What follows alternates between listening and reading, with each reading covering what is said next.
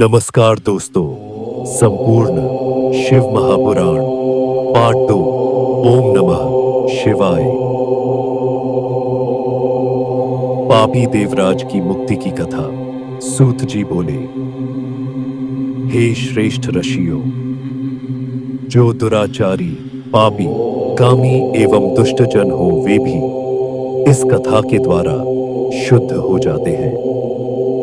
लालची, मिथ्याभाषी, माता पिता को दुख देने वाले, दंभी, पाखंडी, हिंसक, पतित, द्वेषी, क्रूरात्मा, निर्दय पुरुष भी कलयुग में इसके द्वारा पवित्र हो जाते हैं। इस प्रसंग में एक प्राचीन इतिहास आपको सुनाता हूं, जिसके श्रवण करने पर सभी पापों का नाश होता है। किरात नगर में एक दरिद्री और दुराचारी ब्राह्मण रहता था, जो धर्म एवं देवों से विमुख था। संध्या वंदन तो क्या, वह स्नान तक भी नहीं करता था। उसने अधर्म के द्वारा बहुत सा धन इकट्ठा किया। एक बार एक तालाब पर स्नान करने गया। वहां एक शोभावती नाम की वेश्या भी आई थी। वह उसे देखकर व्याकुल हो गया। वह वेश्या भी एक धनी पुरुष को अपनी ओर आकर्षित देखकर परम प्रसन्न हुई। वे दोनों स्त्री पुरुष चिरकाल तक कामासक्त होकर विहार करते रहे।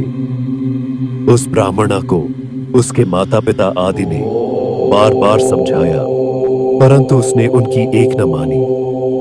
उस नीच ने एक दिन रात्रि में ईर्ष्या के कारण सोते हुए माता पिता तथा स्त्री को मार डाला और धन संपत्ति ले जाकर वेश्या को दे दी।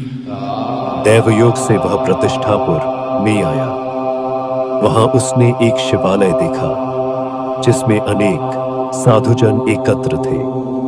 वह ब्राह्मण वहां बीमार पड़ गया।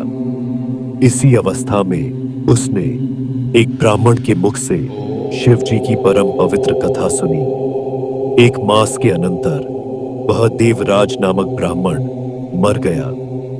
यमदूत उसे पकड़कर यमपुरी ले गए। उसी समय शिवलोक से शिवजी के दूत त्रिशूल लिए, भस्म लगाए, रुद्राक्ष धारण किए, उसे लेने यमलोक में पहुंच गए और यमदूतों से देवराज को छुड़ा लिया।